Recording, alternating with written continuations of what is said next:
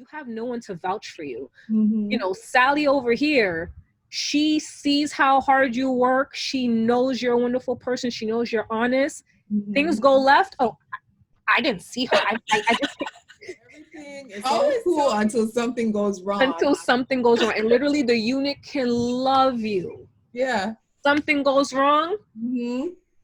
Well, Ty, I mean, I saw Ty. I think I saw Ty. Like, excuse me, I was off that day. Like, that's happened to me. I'm a hippie, you know, in a sense. Like, I like positive energy. And it's like, if I do not want to be a part of your clique, leave me alone. I am still a team member. And I mean, you mentioned hazing with nursing. Do you think as a new nurse, do you think they eat their young? Like people always say? No. They don't eat you. They put you in their mouths. They bite very slowly on you to feel every bone crack.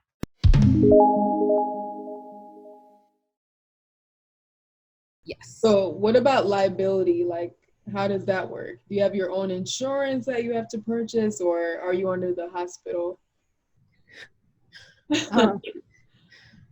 Some nurses, like let's say for L&D, I've heard some nurses do carry their own insurance. So I haven't traveled under L&D yet.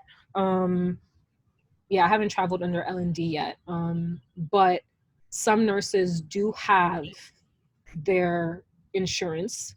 I would love to hear a traveler tell me what they do. So other than the nurses that I know have their own personal like insurance, this is why a lot of travel nurses are like, that's my license. So this is where advocacy comes in. So I don't know the answer to that question, because as far as I'm concerned, if you're going to do anything that's left field, I'm not going to trust that hospital to fully cover me.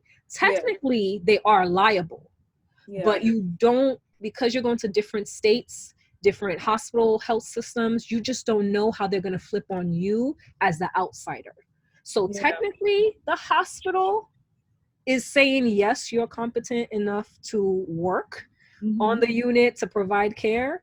But if you do something left field, as a traveler, I wouldn't trust that. That's why I say, like, you need to advocate for yourself. You need to speak up. You need to keep your patients safe, because if things go down, you have no one to vouch for you. You know, Sally over here, she sees how hard you work. She knows you're a wonderful person. She knows you're honest. Things go left. Oh, I didn't see her. I just... I always tell people that. Everything is all cool until something goes wrong. And literally the unit can love you. Yeah. Something goes wrong. Well, Ty, I mean, I saw Ty. I think I saw Ty. Like, excuse me, I was off that day. Like, that's happened to me. I was just like, excuse me? I haven't been here for 2 days. How did my name go to a director? Yeah, they'll throw you under the bus. And I mean, for that one particular assignment, I wasn't there for 2 days. And I came back to find out all sorts of stuff that I did. And I'm like, excuse me? I didn't maintain my composure. That was one assignment. And I mean, up until now, like, they're like, oh, we have an assignment over here. I'm like, nope.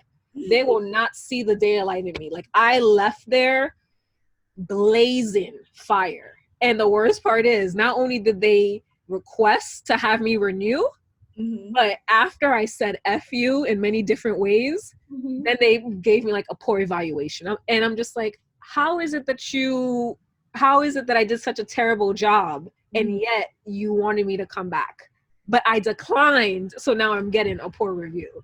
But that was a hospital. I was gone for 2 days, and somehow my name went to the director for something that occurred on the 2 days that I was gone. And it happened on day shift. I was working nights. So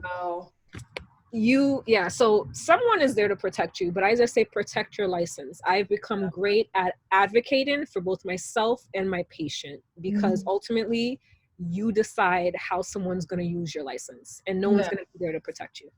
Yeah, I always tell people you can't trust the patients, and you can't really trust your coworkers 100%. You got to document everything, because that's the only thing that will really save you. Yes. And then I mean, I've met some travelers and they want to be buddy buddies with the staff and you Yeah, want to discuss your pay and all that stuff. you That's can't. not going to help you. You want to discuss your pay, they're going to discuss it with everybody else. And then when You'll you get that. realize that your assignments are funny, Yeah. it's because they found out this is how much you're making weekly. Yep. And they know where you live. And this is a problem. Not every place that has travelers is okay with travelers being present. Some hospitals do not like travelers. So all because you're there is not because staff really wanted you. It's because the hospital needed you. Yeah. But the staff is not appreciative.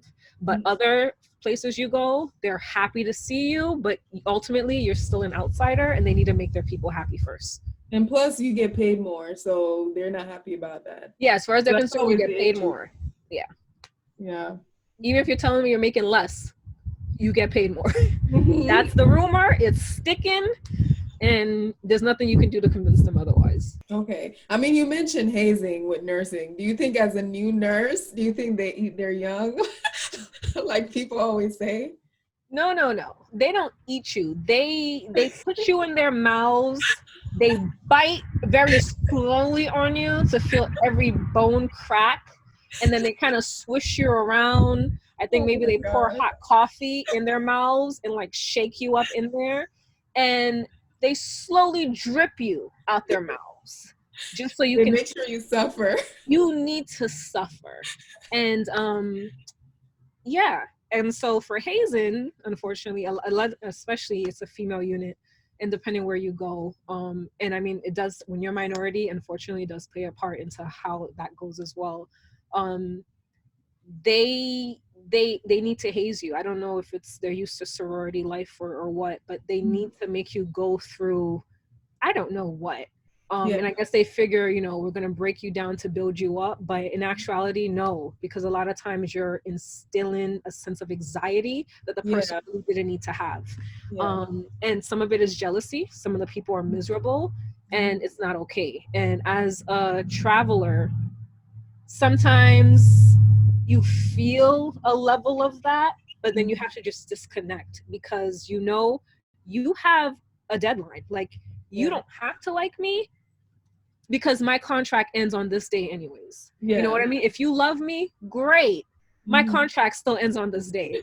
So so that's how I feel about traveling. You get a little bit of that hazing, but I say don't take it personal because they just need to make their staff feel better. And ultimately, this isn't the place you're going to be forever. And that's what I love about traveling. That's why I'm always going to love traveling. I do like having that like family, that work family feel. But for me personally, I talk a lot, but I talk a lot with, like I talk a lot with my inner circle, like people that I trust. But to just have all my laundry and all that stuff exposed, it's just not my thing.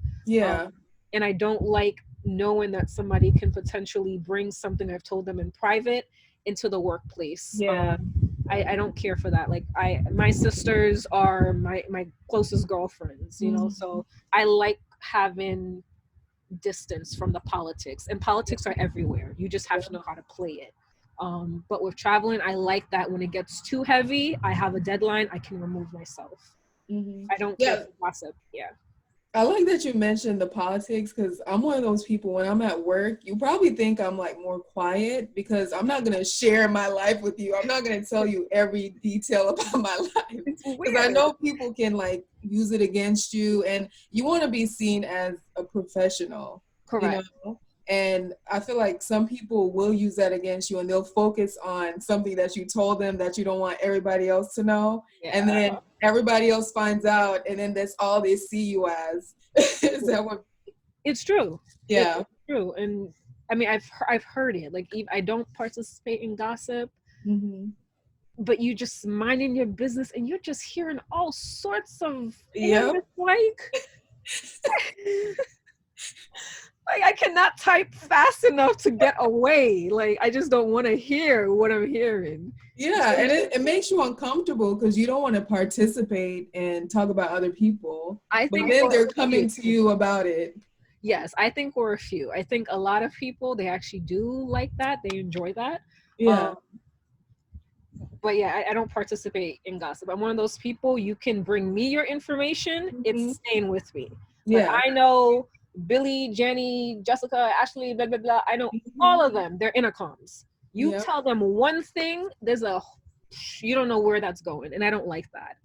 And then sometimes people they want. I mean, they want a family. I understand that, but Yeah. everybody is different. But I do notice like some people, I guess, are more so like us, where it's like I just want to be here. I want us to all be cordial. I want Yep. positive energy, Yep. and that's it. Yeah, I just want to make my money and go home. I That's do. so that's all Like I want to do. Just I do don't my job and go home. go home, and I don't mind chit chatting once in a while, Yeah, but light stuff. You of know what I mean? course, of Like, course. yeah, if you come to me, you can find in me. Like, Yeah. I will give you advice, and it's Mhm. private. But we're not going to be doing like an Oprah session every day. Like, Yeah, because that distracts you from the patients, and it that should does. be your main focus. Yeah,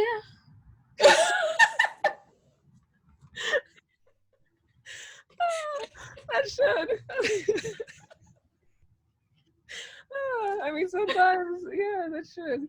Uh, I know. So I'm actually somebody. I'm always with my patients, chit chatting with them. Mhm. But sometimes you just have a group of patients, and you're just like, they are all weird, and so you go in, you do a great job with them, and then you've charted. Their medications have been given.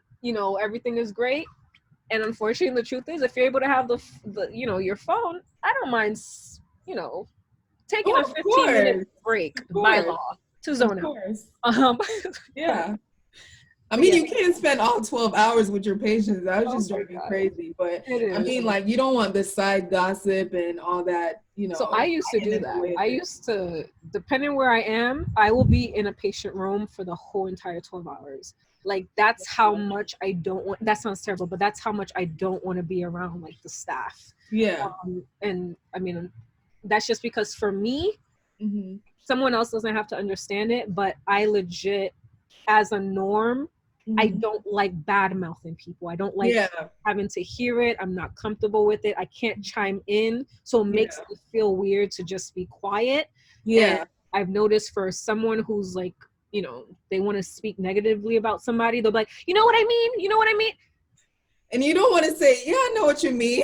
Like, Because you don't yeah, want look, this to is bad my mouth face. that Like, person. and I'm that person. I'm like, well, maybe she just like blah blah blah. No, she blah blah blah. Like, you know what I mean? Oh, I mean, I guess I could kind of. I don't want to waste my time doing that. Like, I Yeah. literally do not want to participate in. Yeah. It makes you uncomfortable. It makes yes, and the fact that this is how I am, whether I'm at work or in my personal life, I respect that. So if I can be in my patient room to dodge Hmm. whatever clique I'm working with for that period, I will.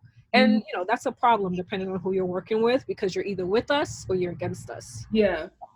I mean, it's always nice though when you have like good coworkers, you can laugh with them. It makes Yeah. time go by like so Yes. much When you quicker. have that right team, when you have Yeah, that the right red team, team. and the thing is, when you have that right team, you're not even talking about personal stuff per se. No. It's just easy stuff. Like, Hmm. you might get deep into a conversation, but it's still easy. It's not Yeah. negative. Not like, oh, so and so, it's terrible. Let me tell you something else. Did you hear about Yeah. her husband? Oh, did it's just like okay, thank you. You're walking around knowing information about people that you don't even want to I know. don't want to know. Yeah, Yeah. it's weird. It's so weird. So yeah, so Hazen, like, eat their youngs. I'm one of those people, when I see new grads, I so support them. And it's Hmm. just because I've been on the receiving end of just being around really disgusting nurses. And for me, I've always held it heavy. And it's like, I'm like, hey, that person's making you cry. Those people, like, they'll come to me and I just give them encouragement. Like, I Yeah. think my ideal job in the future will be to be like a mentor, or like maybe a nurse retention person. You know what Yeah. I mean? Like, I I can see give you the doing tips. that. Yeah, it's like that's what makes me happy. It fuels me. I like supporting people in that way. I don't like all the negative. It's naturally not me, but I think Yeah. that's something I'll thrive in. Yeah, it's draining. It's It draining. is, and I like educating. I haven't committed to go into school for that. I'm still bouncing around. We'll see if I become a midwife. I mean, isn't that your dream though, to do that? So we'll see. So with this new position that I have, I've heard there's better examples of midwives, because the last L&D hospital facility I was in, I was like, I'm not becoming a midwife. I won't touch it. Like I didn't like it. And I mean, I also kind of said didn't like my onboarding experience at all. And unfortunately, in hindsight, I'm like, I did what I should have did, because I was coming off as being a traveler. I was so tired of traveling. I was like, I'm just gonna feed my soul, go into L&D. Yeah. They treated me like I was a traveler. I don't know what it is. That's all here and there, but I didn't like my onboarding experience because I don't like being hazed, aka bullied. Yeah. I shut down. So I barely talked to anybody if I didn't have to, because it's like no matter what I said, there was always a rebuttal, and there was just a lot of gossiping. It's like literally, I hear you talking about so and so, and then so and so comes in and you're all It was just weird. It's like I'm new, and I'm literally, when you're new, you observe things differently. Yeah. And so for me, I'm just like, this is not the type of people I want in my inner circle, not in my personal life, and definitely as people I can trust at work.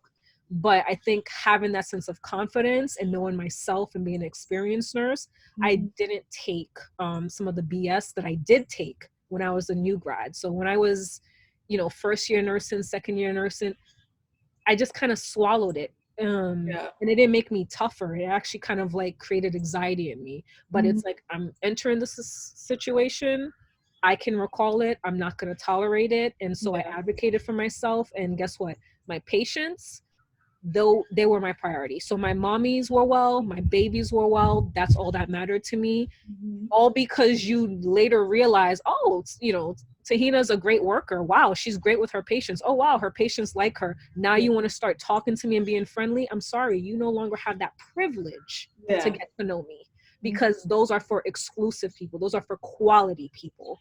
And that's how I continue to live my life. I'm just like, I want to be around quality people. Like everyone, I don't know if you want to say everyone is two-faced in some way, but some people, that other face is ugly. Regardless of which face you're looking at, it's ugly. And so I do not like being around people that aren't quality. And I know, look, my little chakra bracelets. I'm a hippie, in a sense. Like I like positive energy. And it's like, if I do not want to be a part of your clique, leave me alone. I am still a team member, and I am still willing to help you. I'm going to be there for the patients, but I do not want to talk to you about anything that matters to me.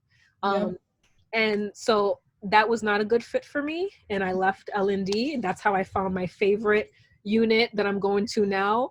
But unfortunately, as much as I enjoy doing the work, I still have to accept that, like, no, you really want to, you really want to be in the OR during a C-section. You really want to help a mom push her baby out. Like, that's what I love. And it's taken me this long to finally get to it. So I'm going to be taking the bite and just staying focused. Okay. So what's the hardest part about being a travel nurse? The hardest thing, I think it's switching hospitals, units. Sometimes that's the hardest, because you do at some point have to put money out as you're getting settled into a new state. And then I think just being new to a place, like, that first day, like just having to search for where things are. Sometimes that's a little bit exhausting, like your supply closet. So I think it's just getting settled down. And then the minute you're settled, you kind of have to like leave again. So a lot of travelers, I'm actually meeting them, they'll at least stay for 6 months before they go to their next assignment. And some even do longer. So some nurses I've met a lot, they'll stay 9 months at a time. And that's just what makes them comfortable. Otherwise, it is anxiety provoking when like every 3 months, like you go someplace new. So I think it's just getting acclimated. That's the hardest part. So like, what's your favorite place that you traveled to? My favorite assignment was in Minnesota. But it was my favorite assignment because the pay was just so wonderful. Mm-hmm. I call it dirty money. So that was my favorite assignment. And it's like, I think everyone that was a part of that Minnesota assignment, Mm-hmm. everyone just got cocky. We were just bougie after that. Like nothing was good enough for us after that. People were calling out sick just to be on that assignment for like 1 week, 2 weeks. Like it Wow. was dirty money. My next favorite assignment, it was in New York, but it wasn't necessarily the unit. It's the fact that I worked on night shift. And in that particular hospital on night shift, you got 1.5 hour break. So before 12 o'clock, you went to go eat for 30 minutes, real food. And then after like midnight, like I want to say around 1 o'clock, then they started breaking you for your hour break. And so I would literally walk off the unit because I gave report to that nurse. I would walk off the unit. I would walk to Baskin Robbins, Dunkin' Donuts, and then like for the last 30 minutes, I'll take a nap and then I'll come back. But your patient ratio didn't go up. So when I left, let's say if you had 4 patients, you give your 4 patients to this other nurse. So that means that nurse had like 8 patients for that hour you were gone. Mm-hmm. So obviously you have to return the favor. So for 1 hour, you had like 8 patients. So if things went downhill, you're like, oh my gosh, I had 8 patients. But the fact that you got that hour and a half break, like I loved it. I think even I was dating that guy at the time. So he'd come on my break and we'd sit in the car, listen to music, chit chatting. It was fun. So that was one of my favorite assignments. And then the most favorite assignment is the one that I'm returning to, and that's in Northern Virginia. And I mean, I like the health system, but particularly that unit, I really enjoy it. Like I'm coming back. They don't pay what I want. Like that assignment, that hospital itself doesn't pay well, but for my peace of mind and just knowing that I'm working in a place that doesn't cause me stress, that's why I'm returning. So at this phase in my life, I'm less about, that's a lie. I'm not less about money, but I pick and choose when I want to be stressed. And right now I don't feel like being stressed. So I'm like, let me just go to a unit that I love, easy breezy, as I do a few things on the side. So it's not L&D. L&D is like my heart. So for that, that's another thing on the side. I do have a L&D position, but that's more so to feed my soul. If that makes sense. And anytime I think of like labor and delivery and women's health, it always makes me want to go back to school, which is why I returned to it. So I did L&D a couple of years back. I left because I couldn't stand the staff. That's just honestly how it was. I don't care for Hazing. So I left because of the staff, but not because I wanted to leave the unit. So to feed my soul as a nurse, I'm just like, let's go back to L&D. But as far as like money wise for traveling, I'll just do that in the meantime as I'm onboarding with my L&D position. So overall, do you love being a nurse? Overall, when I get to nurse, I love it. This profession has changed from the time I started to now. It's become more of a business. Everything is about what's documented. Everything's about like the number. They're so big on customer service. I think they're letting patients know they have rights. And some of those patients don't realize like your rights don't include this, that, and the third. And a lot of people no longer maintain that same level of respect for nurses and physicians at that. And so that bothers me because you are spending a great amount of your time at work dealing with different people, different situations. And I hate having to do a million different things and being accountable for everything, because as a nurse, you literally are that spider in the web. You are the plug. Everyone is coming to you. Anything goes left, they're blaming it on you as the nurse. And I don't think every title is being held accountable for things the way they should. So even the upper people. So I don't like the nursing profession, but when I get to nurse, I enjoy that. Nursing to me is being able to effectively and efficiently take care of your patient. You actually have time to look at their labs, you're able to make the appropriate calls, you have time to communicate with them, you're able to delegate officially. You know, like your patient isn't wet in a bed for 3 hours because you legit could not get to them. You know, stuff like that I don't like. Or because you were understaffed, you know, you have 3 people that you can't seem to get to because you're dealing with this other emergency and they haven't had a raise for 2 years, and yet they need to hire 5 nurses and they won't. But you hear the higher person got a $5,000 bonus. Oh yeah. Yes. So I don't love the nursing profession, but I do love nursing, and that's why I went back to L&D, because even with all that politics, I love when the baby is born. I love just being able to like help, my mom breathe. Well, I call them my moms. Come here, mommy. So I love helping them breathe. I love when the baby comes out. I love getting dad involved. I like knowing that like A, B, and C. You are in labor. We're going to induce you. We're going to have a baby. The baby needs to go to NICU. We're going into the OR. Like, I like knowing this is what you can expect, even if everything else in between. With the rest of the professions, outside of like cath lab and stuff like that, being on the floor, you don't know why the person's there. For me, it's kind of like, you have diabetes, and you're going to continue eating what you're going to eat, because for you have insulin. So when your blood sugar high, you're just going to take insulin. So that means you're going to eat whatever you want. And then as your disease progresses, you're just going to get sicker and sicker.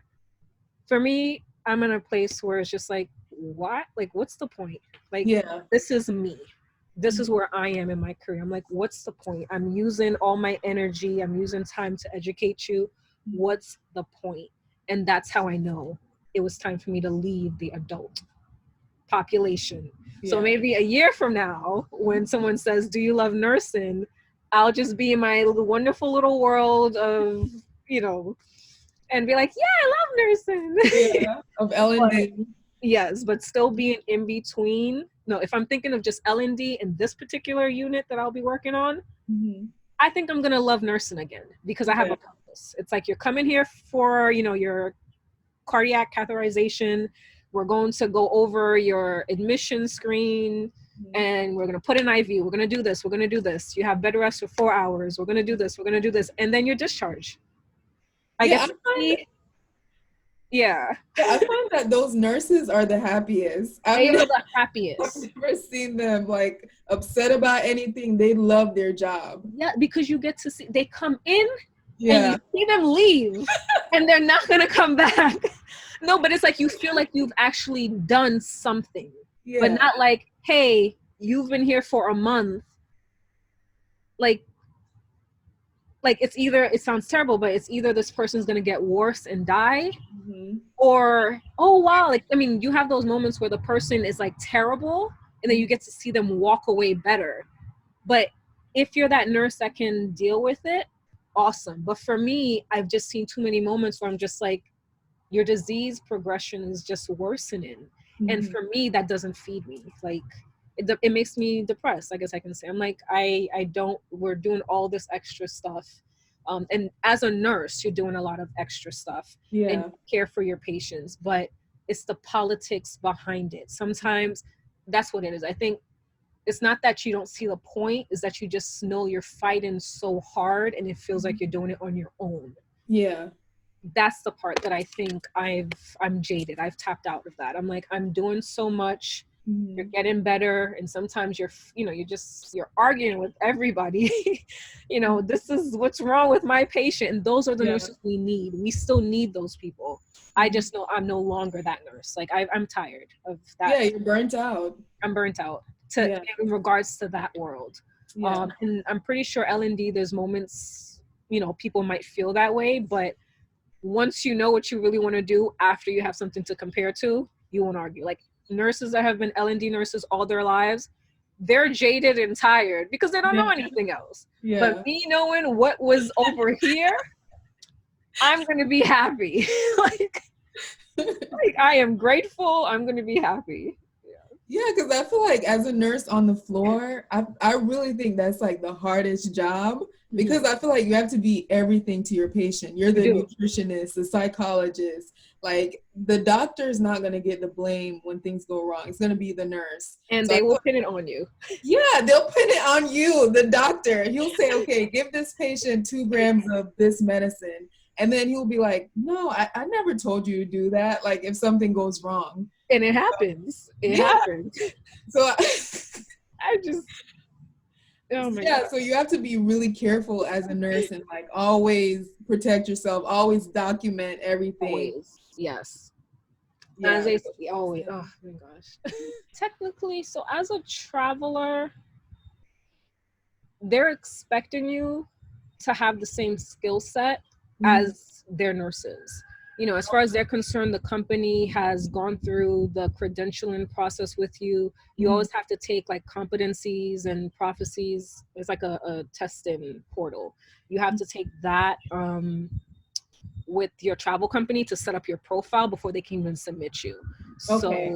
So they do that general test. And then for some facilities, I know one in particular, they'll make you do like an EKG test on the very first day. So if you fail that particular exam on the first day, you also go home and your contract is over. So that's Oh, how really?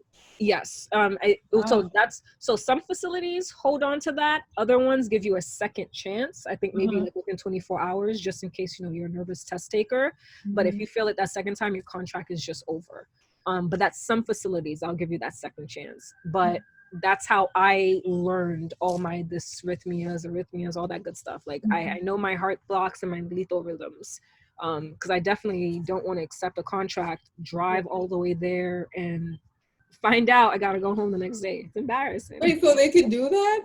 Yeah, like You what do can you move to mean? California and then you failed the exam and they were like, okay, well, goodbye, your contract's over. Yeah, it's kind of like you pretended to Oh. know shit. Ooh, you pretended to know what you said you knew.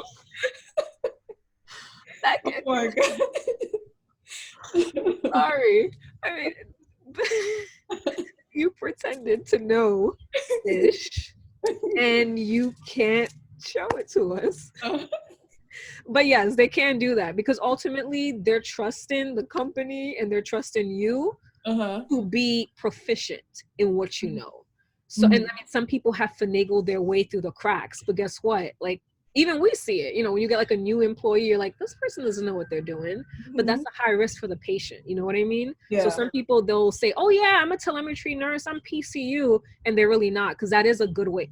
That's terrible. It's not the best way, but a lot of people have switched specialties through doing Mhm. traveling. So let's say they're med surg nurses and they promote themselves as a PCU nurse, and you know all, and they get into a PCU unit, and guess what? You are fully capable of doing it.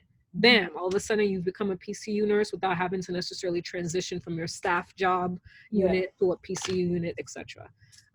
But yes, if you are not competent in what they're teaching you, Mhm. no, if you're not competent in the specialty that you claim to Mhm. be, you know, expertise in, Mhm.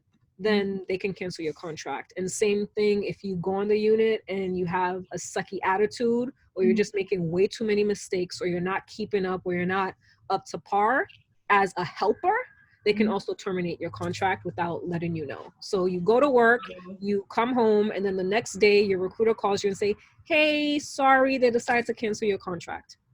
Period. The end. So Yeah. it's just business. It's business because Yeah. it's still patient safety. Miami, all Yeah. that good Okay. stuff. Okay. So do you enjoy travel nursing? Like do you actually have fun and you like go to different places? Or are you lonely as a travel nurse? In the beginning, Mhm. you know, I was young.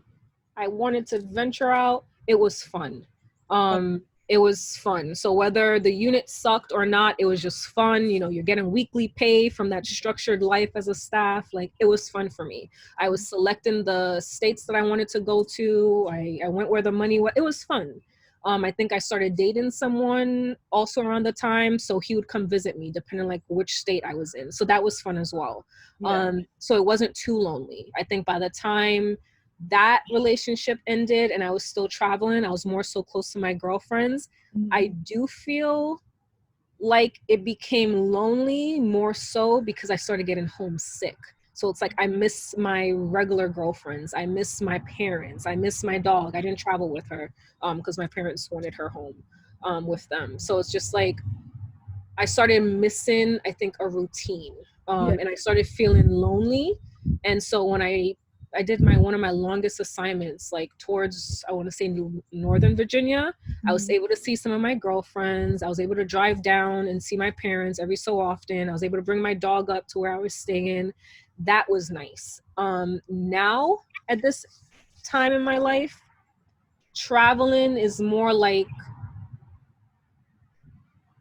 it's not going to be as consistent the way it was for me like a few years ago, just because I think I am in a place where I'm ready to like kind of settle down. Yeah. As a single person, Mhm. it's difficult to travel and just meet someone. Mhm. I was dating like, I don't know, that's TMI, but I was dating an attorney, and this he was in DC, and I just recall he mentioned there's some name about travel nurses, but basically, like when there's a travel nurse around, they think it's like an easy lay because it's like she's, Oh. yes, not because apparently, she's out to have fun in a different state. You can like, smash her and then she'll be leaving. So, Yeah. so I've heard of that, and I was appalled. I was like, sorry, not this travel nurse. No, but he knew that. Not this. I mean, it wasn't. But I was shocked to hear that. He said, yeah, he and some of this is what he's been told by other attorneys in like the DC area. Oh, you meet a travel nurse? Like, enjoy it. Like, be on your best behavior. You know what I mean? Because they're apparently, yeah. He said like, yeah, aren't nurses always looking to get married and settle down and like, so there's a perception about that when you say you're a travel nurse. So sometimes I actually don't say I'm a travel nurse when I'm meeting someone. I'll tell them I'm just a registered nurse. They have like more, it sounds crazy. They have more respect for that. When they hear you're a travel nurse, they're like, whoa, you make a lot of money. And two, you just might smash with no commitment because you're What's going to be that name that bouncing you used earlier? Gypsy hoe? a gyp. I mean, I'm talking about I'm a gypsy hoe because I'm like following that money. Like, where's the money? Okay, you can have me. I didn't realize there was another twist to that. But Oh yeah, my gosh. I called myself a gypsy hoe or Or, whore, or. to sound more proper. But it was literally just because I'm like, wherever the money is, I'm there. You want me to do what for that money? You want me to go where for that money? I'm coming. You know what I mean? So that was my perception. But when I found out, he said like for relationship wise, being a travel nurse is not easy. I have met some nurses who have met their spouses through traveling. Mhm. But I've met a lot more who haven't. Because when you actually do meet someone, you then have to realize like, oh, like, are they planning on moving outside of the state? Is this a Yeah. state I would move to? So now that I'm in this phase of my life, I think I would prefer to kind of like slow down on the traveling, or at least go just enough, like far enough where I'm a traveler, like more than 50 miles from your permanent resident. Yeah. If you have a tax home. So it's like, I don't mind going maybe more than 50 miles from my tax home to have like all the, the benefits of being a traveler, but still be able to potentially maintain a relationship. Mhm. But the whole bouncing around New York, Rhode Island, California, Minnesota, you can't really maintain a relationship that way. Same with that relationship. It was fun in the beginning, but even for him, like he was kind of like tired, Yeah, He's it's like, exhausting. it's exhausting. So I'm in the state of being exhausted of just bouncing around. But I do feel that once I am in a stable place in my life, where I'm more local, engaged, all that wonderful stuff, I will still do traveling, but it's like occasionally with the price is right, which is why I don't think I'll ever be like a full-time staff anywhere. Yeah. I may be part-time, maybe per diem, whatever it is I decide to do, but I can't see myself being a full-time staff nurse where I won't be able to potentially venture off, because I like that change. I like seeing Yeah. new people, new faces. But that's just how I've always been. Well, yeah, you met me coming from New York, and now I'm in Virginia, like Yeah. so I've always been like a traveler. And before that, I came to the States. So yeah. Do you So, need one? If you feel comfortable to have one, I don't want pepper so you spray. don't feel safer if you get one? No. I feel like you're too close to me for the pepper spray to be. So I'm one of those people, especially if I'm by myself, whether it's a scissor or a pen, you even flinch the funniest way. I'm reacting like if I'm by myself. Like I'm one of those people, let's say if I'm walking down the street and someone's behind me, I will literally flip around and turn and look at the person, and it makes them jump. Yeah. And then they give me, I'm that person. So there's no situation where you are going to be, let me take my this is, no. No. I personally do not carry a pepper spray, but I do stay alert. I have an iPhone, so I think my brother has, like, you know, if I go someplace by myself, I'll be like, hey kid, can you see me on the GPS? And then if I get in an Uber, especially when I'm traveling by myself, I take a picture of it and I send it to a group chat that I have with two of my girlfriends, and I send it to my parents. I have a group chat with my parents and my brother. I'll send it to those two locations.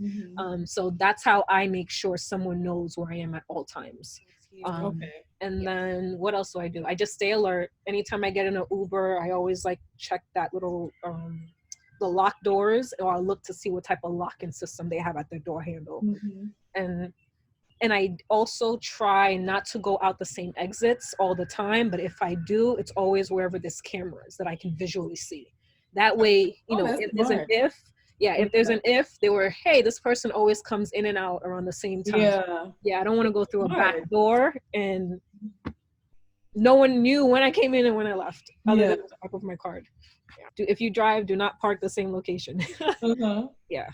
So you always switch it up when you I do out? Just a little bit, because if someone's watching you, they're looking to see your habits. Do you have any other tips about like nursing in general, travel nursing? I think as a travel nurse, you'll have a great time if you have the right attitude. You definitely need to be confident. Do not rely on staff as like a backup. You have to be confident, you have to document, you have to question orders, and you have a good time with it, because ultimately, you know, this is not your forever place. And if you like it, great, but this is not your forever place. So you're here first and foremost to get a job done, to fill a need. So you can't get caught up in the emotions of the staff's not treating me right, I don't think they like me. That's none of your business. That's why if you have a contract that's bi-weekly, you're going to have a tough time. You need that Friday, you know, morning reassurance that you are doing your job and you're doing it well. So definitely have a positive attitude going into traveling. You will have unfair assignments. Do not take it hard. But you still want to learn how to advocate for yourself and do so positively. I recommend, if possible, get a reference, have someone like do a reference sheet for you, at least, you know, within the first month, just in case things change after that second or third week. Because then people, believe it or not, staff will start changing after that first month. So if you can get a really good reference within that first month, I recommend it. And just have a good time. That's definitely what I would say with that. And then be mindful of traveling by yourself, giving too much of your information, especially if you're female. If you have a buddy that comes with you, hey, even better, you can split housing. Couples have done that as well, where let's say the husband will take housing and like the wife, you know, she's also a traveler, she'll take the stipend. And be mindful of like Airbnb places as well. Be safe out there. And also with Uber, you know, obviously we hear all the Uber stuff, but be safe as well. So when you are a single female traveler, just be very mindful. Do not give all your information. And then for pay, just budget yourself well, have a plan with that. Get any certifications and ask the right questions on your interview. I always say, like, your worst case scenario, what is your ratios? Like that way gives you a better idea of how chaotic that unit can be. And then just keep open communication. If something is bothering you, go ahead, send an email to document whatever staff is doing. That way, if, you know, a contract is canceled or something left happens, you at least have that documented. Like, this is a situation that happened when I was on the unit on this date.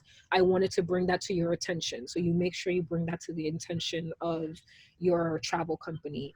And then for nurses in general, find someone that you feel is genuine and just think positive. Advocate for yourself and don't don't take things so harshly. I think I took things hard when I first started because I didn't know some of the things that I learned throughout the years. But as a new nurse, be kind to yourself. The nurses that want to be bratty or they want to haze you, be kind to yourself. Yeah. Find someone that you can't, that you might be able to bounce off of, and just trust yourself. And do not stay someplace for more than 6 months if you just feel miserable. Like, things will not get better, so to speak, if you really feel like you're miserable, you don't know why you're there. Take that leap of faith and apply to another location, because the grass can be greener on the other side. No place is perfect, but from what I've learned, I've been happier leaving a place that I wasn't very happy in, and I was able to find better pros that I enjoyed. So don't think, well, nursing is terrible everywhere. Like, no, some places give you an uninterrupted 30-minute break. That literally might be the difference between you feeling happy every day compared to a unit where you're like, oh, I'm eating my lunch after 12 and a half hours. Like, so it's like, there are different pros and cons to everywhere, but don't think nursing is the same everywhere. That's not the case. Like, you can literally find a unit, a specialty, a group of people that make you happy and make you want to be a nurse. But if you feel like you're miserable, you're just not clicking and you're just trying hard, it may not be a good fit for you. Like, this is why we have different type of specialties, because you may not be where you're supposed to be. Take that leap of faith and try, because the reality of it is you can always come back to your misery. Okay, that's good. Wait, okay, well, I think that's it, Tahina. Oh my gosh, it was a long I'm gonna have to chop this up a couple of times. Oh my gosh. If we need to do a short redo, I will. No, I think you gave some like really good pointers and like a good background of what it's like to be a travel nurse. So I think that's going to help a lot of people when they see this video. Good. Yeah. So, all right, guys, thank you for watching, and we'll see you next time. Bye. Bye.